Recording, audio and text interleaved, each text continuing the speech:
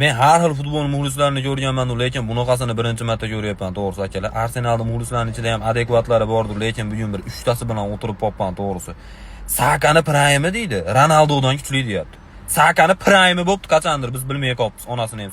Sakani otasini ham haqqi yo'qdi Ronaldodan kuchli deyishga, Sakani to'g'risi. Uka 20 yil futbol ko'rganman, men bilan sportlashmaydi. 20 yil badminton ko'rmaysizmi shuni o'rniga? Kanoeda eshkaga eshitib ko'rib o'tirmaysizmi? Finshun kuchli devorganingizda hech kim tanimasdi bo'pti deb to'g'ri. Ventilyatorda ko'rganmikin futbolni deyapman-da, to'g'ri. Chunki televizdagi futbolni unaqa emas-da. Ronaldoning kallasi turgan goli ham Sakani butun karyerasida golidan ko'pdi. Qanday sol? Mana Ronaldo Messini solishtirsa, men hurmat qilaman-da, chunki ikkalasini ham sababi bor-da. Misol, Messi desa ham xafa bo'lmayman, Ronaldo desa ham xafa bo'lmayman. Umuman hurmat qilaman. Lekin Sakani solishtirishchi, men ishontirib yubormoqchi bo'l, akalar. Xuddi haligi Kinder Conor McGregorni urib qo'yadi degandek qilyapti-da menga. Ko'r olish kerak odam bilan solishtirish uchun.